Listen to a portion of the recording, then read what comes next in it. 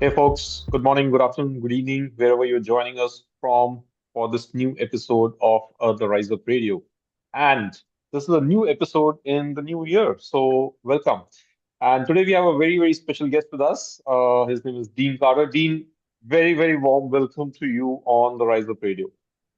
So glad to be here and thank you for inviting me. Looking forward to our conversation. Likewise, Yeah. Dean, likewise. And folks, just a quick introduction about Dean. If you don't know him already, uh, I don't know which rock are you living under, but a quick introduction about him. So he brings over 20 years of experience in the HR and L&D space. So he currently serves, he has taken a new role as a CEO of a very, very young startup, and he's going to talk more about it. But in his 20 years career, he has served in various HR roles, more importantly as a chief purpose officer at Guild, head of people and culture at Patagonia, and even CHRO at Sears and Fossil. This rich experience on the HR side and now transitioning to the CEO hat is what we're going to talk about, in more detail with Dean. But Dean, before that, would love to hear about your journey and more importantly about your new role. Well, I'll go backwards. So I'll start with the new role and Let's do which that. is yeah, I'll start there. And then we can go backwards and kind of the march towards that. But thank you for teeing that up. I'm always embarrassed to hear my background. So it's none of it. I mean, it was intentional and luck and well, you make your luck too. But yeah, there's a little bit of like a lot of really good people who believe in me. Mm, Um, the role is the CEO of a company called Instill AI. mm, And the reason, and I've had a close call with a lot of CEO roles. So this isn't the first time I've gotten, close to, someone saying, would you like this or consider it? And this particular one really hit me hard because as a head of HR and, a leader on boards, the thing you hear most is like, how do we drive culture? How do we mm. change culture? How do we do this? And That's a very this common question. Yeah. it's a very conversation. Oh, we need culture change, or we need Yeah. to, a culture adjustment, or culture strategy for breakfast, or Yeah. there's a lot of things, but we've never been able to measure it. It's always Mm, been kind of this fuzzy thing, so much so that I think it's kind of got a bad name, like, mm, oh, culture. Yeah. yeah. And we're really embracing the word and going, it is important, but just because you can't measure it doesn't mean it's not important. And so, what Instill does is through tons of research that we've been doing and there's lots of research from, major education institutions, academians, philosophers on the concept of culture, business leaders. And so we took all that information and graciously created an AI agent that really understands culture. Mm, And it's actually 10 pillars of culture that we discovered. And there's an agent for each pillar of culture that mm, evaluates real-time information. So we listen to people during meetings or listen to Slack. And at the end of the meeting, there's like a head of agents, a mm, moderator that mm, listens and assigns, whatever one kind of the trust mm, agent or the collaboration agent, the creativity or the innovation agent, and then kind of comes together for like, how did that feel? What was it culture? mm, And comes up with a score for the mm. meeting. Yeah. And, this will change the score on a regular basis. You can, and then we'll give you feedback around okay, to make a change on this, this is what impacted it either up or down. And if you want to make change, here's three things you can choose from. So anyhow, I'm really excited about it. It's Looks something I've exciting. always looked for. I've always Yeah. looked for it, and I never had it. And so I tried to build things on my own to fake it. Yeah. This isn't faking it. So Yeah. anyhow, Yeah. that's what I'm excited about. How I got here. Yeah. You know, I started my career as a business person and a salesperson with Procter and Gamble. So just, Okay. I kind of started learning how to sell and sell anything with P&G. And then I learned pretty quick how to read a P&L and the importance of working with small business owners. So Mm, that was my job, mm, selling products to small business owners in the South. mm, After that, I went into a leadership role with leading retail stores. So that Okay. was like my next kind of like way. And I was really strategic about that because at a very young age, you can have a lot of responsibility. You can Yeah, lead a big team. You can, with restaurant, retail, hospitality, you can lead really large teams that's at true. 20. That's And then at 20, you can have a lot of financial responsibility. Like I ran a million dollar store. How true. many companies just want to get to a million? I ran a True. million dollar store at 22. Hmm. And with, a team of 12 people, it was there had a laboratory in it, a doctor, and yeah, no one gives that much responsibility to a Correct. 20-year-old. I And know. so we did that. And was really good at it. And then I found learning and development, ultimately became the head of learning development. With that, I Hmm. discovered the head of HR, that I want to do Hmm. that someday. Hmm. And then really meticulously knew that if I just stayed in my learning and development lane, that I'd never be a head of HR. Hmm. I'd just be a very large head of learning and development. Hmm. And there were opportunities like put at me to go, okay, you can get huge L&D. Hmm. And I refused them and actually got a job in charge of corporate recruiting when that was my Okay. goal. Right. The funny part about this story in the path, and this is like, I Yeah. was trying to really get this job, like maybe an HR business partner or entry. And I Hmm. interviewed with Disney Hmm. retail. They're Hmm. like, no, you're really not cut out for HR. And then I did like Disney like product, and they're like, you're not really cut out for HR. Wow. I went to Nestle. You don't have an MBA. You're really not going to make it here. Wow. And then I interviewed with the International House of Pancakes for an entry level HR generalist. And they're like, not really qualified. So I finally got a break from a wonderful woman, Lisa Lepiska, at Pier 1 Imports to lead recruiting. I picked up corporate HR. I Hmm. followed her there to Fossil, and then I became the head of HR at a pretty young age. Hmm. Again, I got an opportunity. I talk about this concept, and this is really this about the CEO job too. We can talk about this in a minute, but probably the best way to get a job is to get caught doing it. Yeah. And so I True. feel like I've gotten caught like at Fossil, I got caught doing the head of HR job. Hmm. Hmm. Wasn't like I got into it, like, well, you're doing this Yeah. job anyway. Why don't you do it? Right. So there was no Let's option see. but to give you the job, basically, right? Yeah, if you're already doing it, like fine, wait, Right. don't wait for the interview. Correct. And Right. so I did that for 10 years and really that was a glorious experience because it was building an HR team from scratch. There were only two Hmm. people. So we built it to a global HR program. We had teams in Japan, in Europe, and we expanded from 250 to 2 billion over Hmm. and probably a 6 year span. Hmm. It was a huge growth moment. Yeah. So how to grow a company from, little to big, how to do international, like that was a huge growth moment for me. And then I went to Sears to get like how to Hmm. get ridiculously big. And Yep. that was at the time a Fortune 50 company. So it was my first, you know, Fortune 50 big company job, 270,000 employees. Hmm. That's where I got really deep in data and analytics because you had to be. And so that was a wonderful, actually, it was a hard job. And we can talk about this because the CEO was voted the worst CEO on the planet. On the planet. So we did really amazing HR there, and we can talk about this in a moment. But the Yep. story is, people are really focused on my next job, which is the head of HR for Patagonia. Hmm. And really learned a ton. It was actually Sears and Kmart. I learned a lot in that job and grew a lot in Hmm. that job. Hmm. And you can do amazing things even if you have the worst That's CEO true. on the Hmm. planet. Hmm. And so with Fossil, I mean, with Patagonia, the offer came like this. Dean, you're going to be the head of HR and general counsel and the CFO will also report Hmm. to you. Hmm. I was like, I'm not an That attorney combination, yeah, I know. and I don't have a finance background. And she Yeah. said, well, that's fine. I just want you to lead. I Hmm. want you to be my senior team and I want you to lead. And I learned a lot from Rose Mercurio. She's an amazing CEO. We never had a really have a PowerPoint. We Hmm. had five people, really small people who ran the company. She Hmm. treated us all like equals with her to run the company. I mean, she was clearly the leader.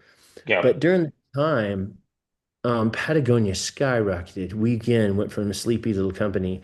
Yeah. the HR department, by the way, I was the real first kind of real head of HR. They had someone doing HR, but not really. Hmm. Hmm. The first head of HR at Fossil, I mean, at Hmm. Patagonia. Hmm. And the recruiter said, "You're going to get the job and you're going to be in a trailer." I'm like, and I thought he was joking. We're in a double wide on the edge of campus. Yeah, they had all these really cool buildings for all the other Yeah, people, yeah, really yeah. important ones. And HR, that's how they were like, get HR A shed as in the far background. as possible Yeah. from everyone else. So let's put them in a trailer. And it was stinky, and the bathroom was not working, and it was just like a horrible place. Well, we did a lot of work there, and Yeah. ultimately, when I left, Hmm. we were in the nicest building on campus. It was nicknamed the Crystal Palace, and it was right in the center of Okay. campus. So we went from the trailer to the Crystal Palace. Awesome. And literally, and that was I mean, the only thing I did there was let it be.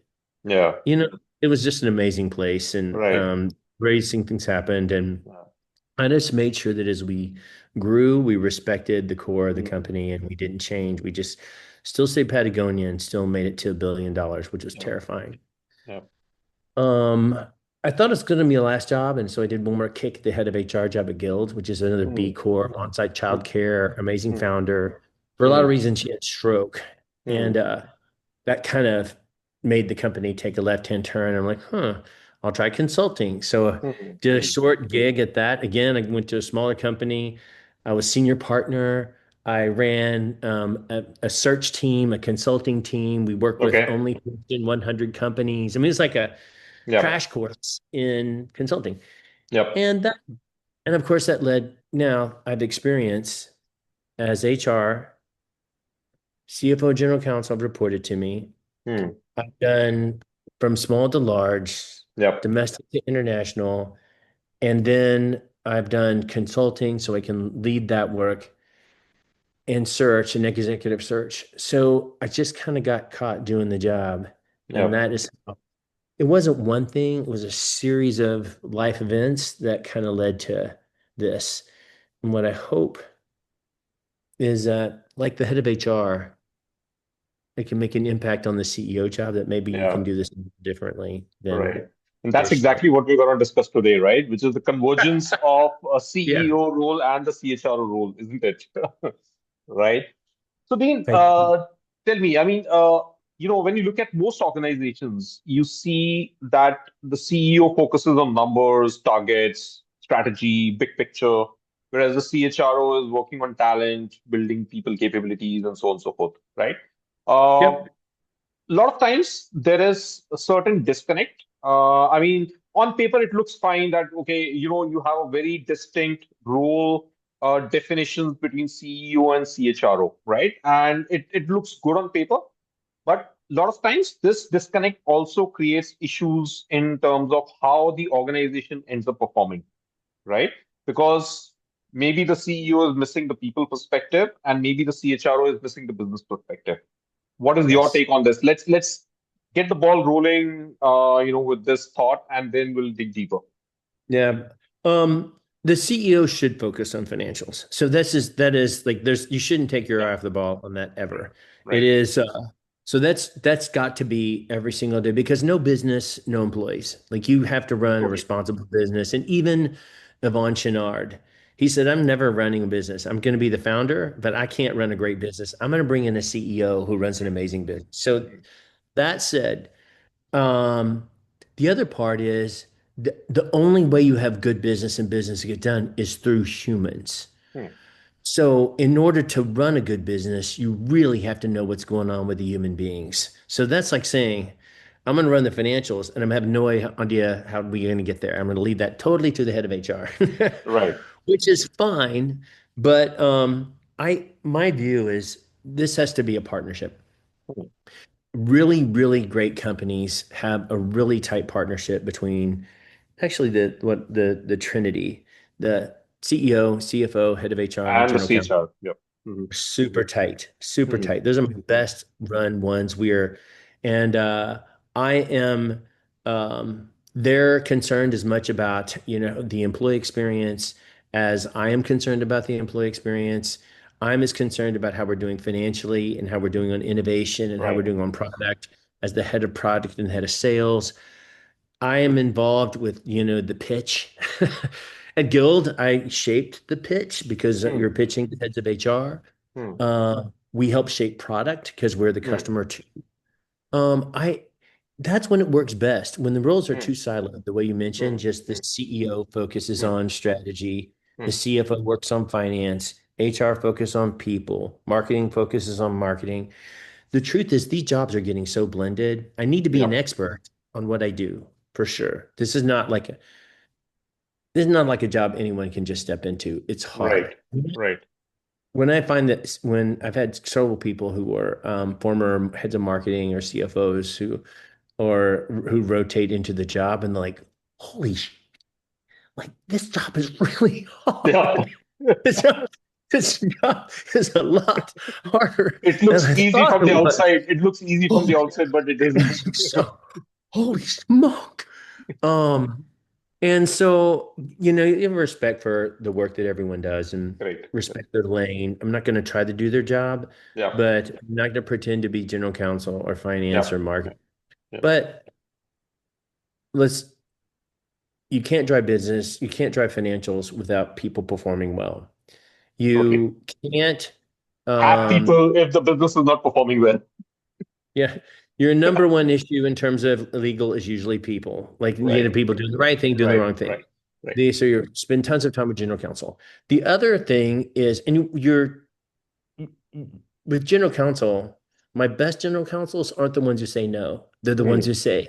yes, and Hmm. here's your risk. Hmm. Hmm. Yes, and here's Yep. your risk. Yep. Yes, and your risk. Hmm. If you step on that, you'll die. Hmm. Like, I'm informed, but they don't say no. Correct. Correct. And then like it is so impossible to separate company brand, product brand from employment brand. Right. And if Right. you think about right now, just in your top of your head, companies Yep. that got that wrong, thought just an amazing, incredible product, top of Correct. the line, highly rated product, they It do doesn't something work. public or they treat their employees terribly, It doesn't then work.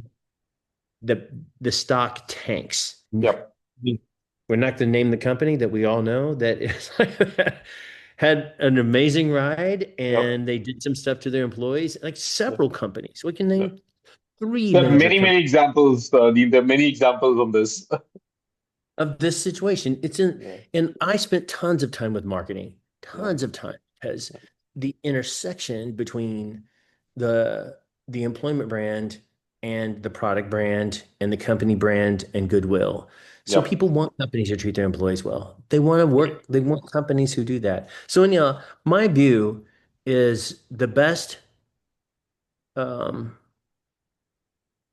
the best CEO is can do amazing finances, Hmm. knows what's really going on in HR, Hmm. has a good understanding of what's going on in marketing. Hmm. Like they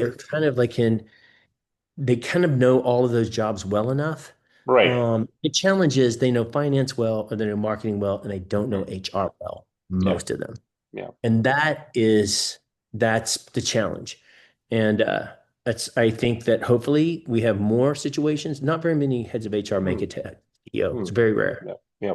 So in a way, what we're saying is that, the CEO needs to have a CHRO mindset, and the CHRO needs to also have a CEO mindset for the partnership and the organization to flourish in a way, isn't it? 100%.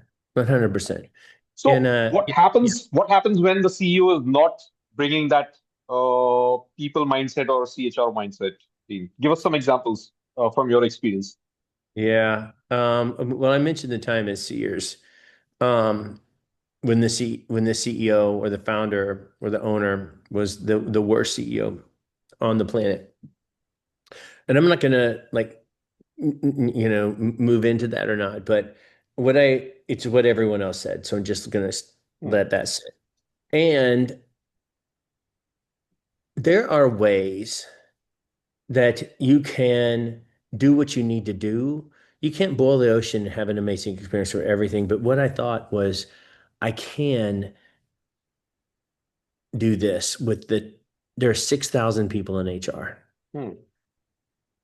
And so what people do want is a leader that's authentic and transparent and vulnerable. Mm. They do appreciate that. Yep. So I had a big town hall because I'm like, what I do? And I'm like, okay, team. And I showed a picture of the Titanic, like sinking. And I was like, we're on the Titanic and the iceberg has already hit this ship and it's Mm. going down and we all Mm. know it. And I just spoke truth. Like we all know, not only is it one Titanic, it's Sears and Kmart, like two Titanics crashed together and both of them are sinking. Yep. So I can't change that. So let's talk about what we can do. Um, let's be the band Mm. because there's a lot of people on this ship that are terrified and Yep. really just got on this thing Can we because they calm thought them? Yeah. they Can we thought just it was calm the them? Titanic. They thought it was the Yep. best ship ever. They're on Sears and Kmart. And then things went a bad turn and now here they are and they're on the ship and it's going down and they're so scared. So let's make an amazing experience for these people Mm. while they're on the ship and while they're around and help them transition. And we're going to be the best damn band. And what I'll do is my promise to you, you'll be the best trombone player and the best drummer and the best violinist and the best singer and the best triangle player, Mm. whatever it is. And when this ship goes down, all of you will be on a much better ship than the one you got Yeah. on. Yeah. Yeah. Promise you. Yeah. And we did that. No Mm. one left. No one Mm. left after that speech. Mm. Mm. No one left. And we have, I can count on my hands as of yet, that's this week, I just discovered one more.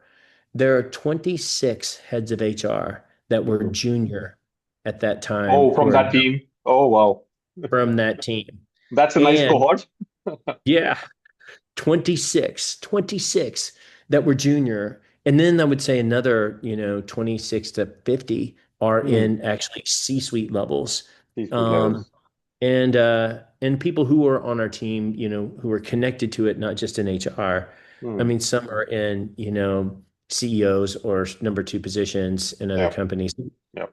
You can, if you focus on what you're learning, you focus on your growing, you focus on the people around you, Yep. despite a CEO, you can't change the business around. You can't turn Yep. it around Yep. because that you have to someone who's focused on finance and focus on all Correct. those things.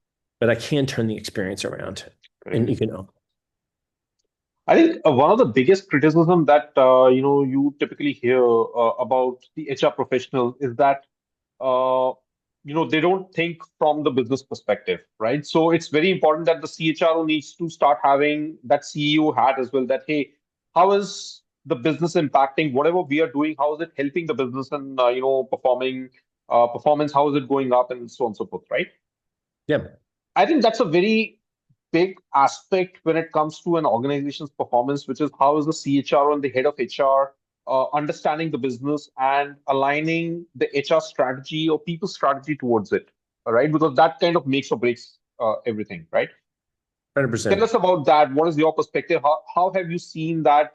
Some examples in your career with other people where things have fallen apart, or what can people do to be better in that kind of a position? Maybe So, first of all, the mindset is wrong. So we here's what we often say. We support the business. We have an HR business partner. We have HR and the business. That is a ridiculous that's concept. already silo. That's already It's creating already silos, right? siloed. Yeah, It's already created us and them, like us versus the business. yeah, We are yeah. so saying that you're not a part of the business is a mindset that we just keep generating over and Yeah, over again. right. We are the business. Yeah, We are, the people part drives the business. It is so in order to understand what you need to do as a head of HR, you need to understand what's going on in the business every single day. As a Hmm. matter of fact, you need to understand how much money do we have to spend? How much money how we can allocate? You need to own every single penny on the labor spend. Like Correct. workforce planning shouldn't be owned by the CFO, it should be owned Yeah, by the head of yeah, HR. yeah. That's the first thing I do when I go in. Hmm. I I create tons of credibility and I know more about labor than the CFO Hmm. or the I get in or the controller or anyone. Once that and have more credibility on that, then Yeah, I yeah. own the largest expense in the company. Right. When I do that, then I get credibility as a business leader. And when I talk Correct. about the business, when I if I talk about things like this, we just did the engagement survey and we had 72% participation. Who cares? Nothing, nothing. It means Well, we went nothing. up from 72 to 98% participation. Don't Right, care. right. Um, but if we said, as a result of this, when these things changed, we saw an increase in business and customer loyalty by 42%. Yeah. That is what That's the magic. uh, That's the magic, right? that string. Oh, Yeah. we just finished the performance review process, and 82% of people got a performance review. Don't care. How do you get to, like, what does that mean? Yeah. We actually were able to have conversations with the people who didn't deliver, Hmm. and they're 20% of them are actually performing better as a result of Yeah. the Right. conversation, and that Right. led to this on the business. That what we don't do is pull a thread Yeah. all the way through to the business outcome. We Yeah. stop at completion rates Hmm. or the engagement score Hmm. itself. Hmm. Like, oh, we moved up from 72 to 79. Don't Right. care. Right. Like, yeah. So everything has to be connected to business. And So, if you're Dean, not doing it, I'm totally with you, right? But traditionally, maybe HR has been kind of typecast as a support function always. I think that has kind of brought that, ideas in our minds that, HR is a support function. So they're just performing that support function and not, and that's how we've also kind of conditioned ourselves maybe that, hey, we're here to support. And so we'll keep supporting, right? But at the end of the day, where does that mindset shift or how does that mindset change happen? I think that's where the main criticality, transformation of the function would happen, isn't it? if we don't, I call this rise or demise, the Hmm, moment. hmm, If we're just an administrative function hmm, and we're just a support function, hmm. guess what can do almost everything administratively in support? AI. Yeah, absolutely. Everything. Correct. So everything that we did that was administrative and supportive can be an Can be done by AI AI now. Yep. an AI agent can do it. Yep. So if you want to, and I think it is an urgent shift, Hmm, is to think like a business person, and every single thing you're doing is I am the the smartest person in the room to understand how to elevate human potential, which drives the results. No yep. one knows it better than me. And I have to be an expert in that. Here are the levers that we pull. Yep. Engagement to drive this business, this to do this. By the way, I'm doing this particular thing because our healthcare costs are so big. I need to Yep. lower them because we're killing people. I mean, like, Hmm, our mental health costs are big because this person is, getting mental health issues. How do I go yep. upstream and fix that? But why Because are we if getting the mental health issues in the first place, right? I mean, we need to sort that out. we don't do that, then you might as well have the CFO or someone from IT just do all Yep. the administrative stuff and AI Right. it. Right. And we're at this moment, and I think it is actually critical for the person who is thinking like a human Yep. to to lead in this with AI. Hmm, I really think the best decisions about how we um, take the best of humans, enable them to hmm, do their very best work, hmm. only comes from the mindset, typically from a head of HR. Yep. Finance is going to squeeze it out. Correct. Legal's going to make sure we're protected security. Correct. Marketing has a campaign or doesn't Correct. really care. It is the one person who actually does care, Yep. not just because you're a human being, but because you do believe fundamentally Yep. that AI by itself, and the data says this, Hmm. isn't that awesome. Yep. AI with the human is actually really awesome. Yep. AI, a couple AIs and a couple people on a team, really awesome. Like, Yeah. there's And that's the a data, reality now. Yep. it's the reality. So you can have Hmm. an agent Hmm. and it doesn't need performance. It can bring information and knowledge, but its decision making isn't, the That's same still, as yep. a human. Correct. And I mean, it's going to get better. Hmm. But the moment we understand, there's like the wisdom pyramid, like, and we're having issues with this already. We Hmm. weren't thinking about this. At the Hmm. bottom of the pyramid is data. Hmm. And then data, once it's kind of collected, it becomes information because Hmm. then the organization of data is information. When you have several pieces of information, you put that together, that becomes knowledge. Hmm. AI is beautiful at knowledge unless you suck at the data. And we're Correct. discovering that one little piece of data wrong, and AI is like, And the knowledge is wrong. yeah, Correct. I see bunnies. Like, I'm like, you see bunnies? No, there are no bunnies in the room. Correct. No, I see the bunnies. So that we're discovering the importance of the bottom of the pyramid is getting Mhm. much better data. So we're being everyone is working on clean data. Totally. Totally. So the clean data is get the good information, gets the knowledge. At the top of the pyramid is wisdom. Hmm. And that is a collection of experiences are uniquely human. It's Yep. wisdom and wonder and creativity and curiosity and all these things. And so HR owns this. HR owns this. Yep. And we need to embrace it because if we're just about data, information, and knowledge, and we're Hmm. just owning it, then we're Yep. done. But this is where we have to get to is Yep. this pyramid. And that's what I feel like we've got Yep. our Makes own. sense. So, Dean, tell me about it. You are also writing a book and you're about to launch it, right? The employee experience design. What kind of Yeah. ideas are you talking about in the book, if you want to give us a sneak peek? And do you think that this convergence between the CHRO and CEO hats sits in terms of creating wonderful experiences for employees? Because at the end of the day, that is what the cornerstone is for a high-performing organization, isn't it? Yeah, it is. So we launched the book 3 weeks ago for pre-order, Hmm. and just a LinkedIn post. It's like, hey, this book's available for pre-order. It within a week, it's the number one best-selling book on Amazon for Awesome. HR within 3 days. It's like Awesome. so.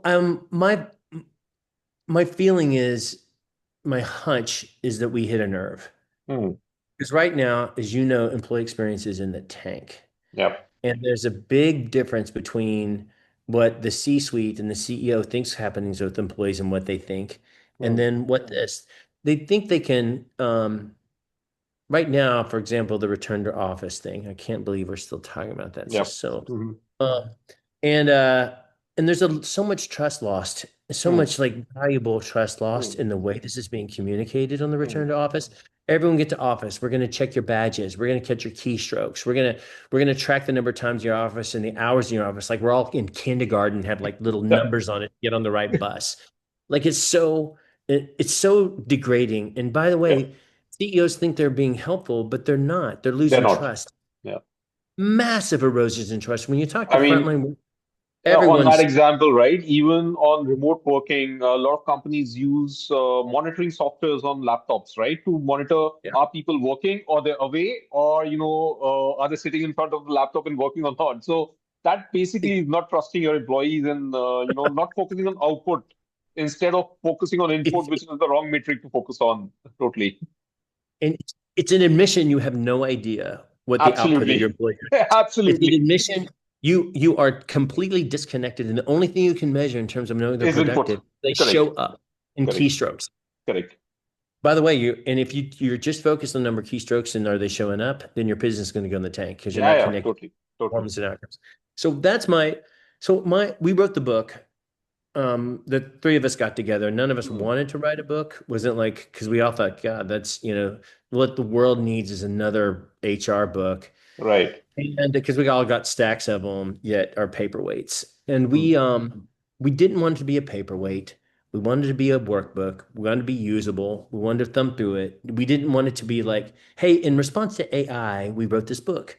Hmm. Is you won't find the word AI in the book at all. Hmm. So we wanted to make it take real life examples from Hmm. our experiences at Patagonia and Airbnb, and also with humankind Hmm. In New Zealand, Hmm. and then learn from other leaders. So we did interviews with the greats like Greg Pryor, and got their experiences and their thoughts, and then put together um, like a series of models that could inspire you to build your own model. We're not saying Hmm. this is the creme de la creme and just follow Hmm. this and it's going to work. We're just saying this, we want this to spur thoughts. And there's two concepts in this that are really important that we think get wrong. One is I think even heads of HR sometimes buy consulting and they buy Hmm. this and then they say, hey, this is the answer to employee experience. And they just do this to employees.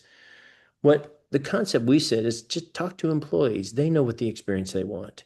Correct. design with them, not at them. And I Correct. think that's the same thing with AI. AI Yep. being done to people and forced to like, hey, how many times you use Gemini today? And Yep. like, Yep. Yep. it doesn't matter how many times you use Gemini. Totally. Totally. So that's one thing. The second thing is and we have some very specific models. Everything ties to business. We're big believers in the scientific method, so everything has to be data-based and everything connects. So Hmm. you have to A/B test every single thing. You Hmm. have to treat employee experience like a product. It's not a platform or um, a program that Hmm. you measure by completion rates, and that's what we do. We did Yeah. this in the store. And the other thing we talk about is, how horribly wrong the engagement survey is. I compare this to, have you been to Chicago? No. Okay. What is, Unfortunately, no, not okay. yet. Okay. Well, the temperature varies a lot. So it gets really, really cold and really, really Yep. hot. So if Yep. you Yep. went to Chicago in July and took a photo or a Hmm. video, let's say you took a video, you get tons of Yep. information, Yep. and you said, okay, I'm going to go to Chicago in February and show up Doesn't based on work. what I saw in the video, It doesn't work you yet. would freeze your butt off. Yep. That's the annual engagement story. We Yep. spend a lot of money on fancy cameras and Correct. all this stuff, taking a video of a week. Yep. And then we design a year, All maybe two, experiences around it, right? On that all data. based on the single Yeah. video from a Yeah. week. And you and It I doesn't work. know Yeah. Yeah. it, the experience is fluid. Stuff happens in the Absolutely. world, life, and so the concept of designing a year of experiences to a single moment in time is preposterous. Yep. We only do it because we can. It's easy Because because that's we the can. only way we had till now, right, Dean? I mean, there was no other alternative, but now there are alternatives for sure. There are alternatives now, and there was the only alternative, was the Yep. best of. But the Gallup 12. Yep. I know. I know it very well. Yeah. Okay. Do you know that was 25 years ago, and we're still Yep. using the same exact I know. questions? I know. Don't I love the Gallup 12. I was a big Yeah. believer 25 years ago in the Gallup 12. Right. Why? Why are we still using the Gallup 12? Yeah. Like, Yeah. have we learned anything? Right. Not Exactly. Or nothing has changed in the last 25 years. Are the yeah. demographics still the same? Are, the generation still the same? Seriously? You're like, is it maybe Gallup 15 or Gallup Yeah. 8? Like, is it Yeah. just still the same Yeah. 12? Yeah. And that's my example. Like, we Yeah. get stuck in these, I know. traditions and models and things, and they Correct. don't work. And we have to evolve every single day. And so the book says this. And the final part is part of a lesson I learned from Patagonia. And something you talked about earlier, Mm, whatever the business is, I pay deep attention mm, to the language, the model, the feel, the rhythm, everything. And so make mm. sure that HR is in the rhythm of the Yep. business, force the business into the rhythm HR. The other thing I do is the language. So, for example, um, in Guild, we use really education language, like Mm, how to talk about that in terms of just preservation of education. mm, In Patagonia, we used for the compensation grades, we used climbing grades. So mm. they were like listed in terms of how Yep. you would climb and go Yep. through that.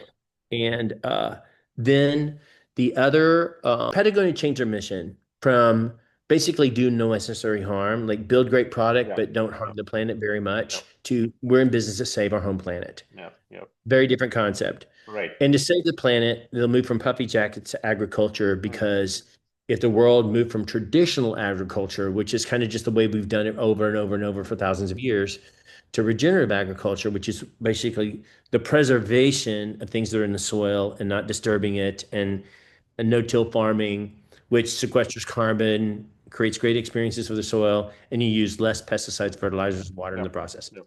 Yep. So I started thinking about that. What if I applied that to humans? Mm, Like, what if a result of work? mm. Work is highly extractive. We're amazing in HR at how much we can extract from people. The engagement survey is how much discretionary efforts. The performance review, really just about extraction.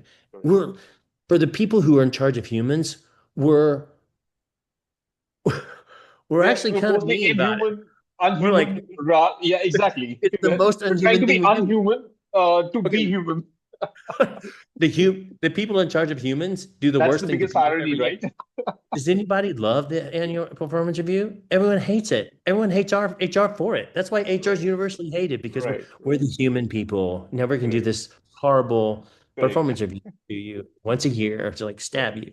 Yeah. So the concept I came up with mirroring regenerative ag is, and this is a question we tested, was for what I put into my work, I believe the company gives back equal or greater value Mm, to my life. mm, For what I put into my work, mm. so what I give, which is my time, my life, all my effort, Energy. Yep, yep, energy, everything, I believe the company gives back equal, greater, yep, yep. that's Equal or fine, greater. Yeah, makes sense. or greater value to my life. Yep, yep. And we peeled apart and measured this, and I've used this everywhere I went. It drives That's a business powerful question. outcomes. Yep, It's really powerful. If you're brave enough to ask yep, it, yep, a lot of yep. people are like, ooh, I don't know They're if I want to scared. ask that. They're scared of the answer, right? The that's If you're basically the main point. Yep. if you're scared of the answer, you should ask Yep, it. yep, yep. And Yep. so that's also that's how the book ends. Like at the end of the day, you can do all these experiences, but but to have sustainable employees, Yeah. this relationship has to change. So anyhow, that's what I think that's a wonderful note to end our conversation today, Dean. Thank you so much for sharing your experiences and your journey and the work that you're doing. I totally loved it. this was a delight. Yeah. Right? I'm Fun sure our audience conversation. is It going to just have a flowed and went blast so as well. fast. So fast. Absolutely. Absolutely. Went so Well, you fast. know what? This is not the only conversation. We can get together in 6 months' time and retake another angle and talk more Okay. about other stuff as well. All right. Thank you so much. Awesome. Thank you so much, folks, for joining in. And you folks take care till the next episode of the Rise Up Radio. And big thanks to you, Dean. Thank you for joining us today. Thank you very much. Bye bye. See ya.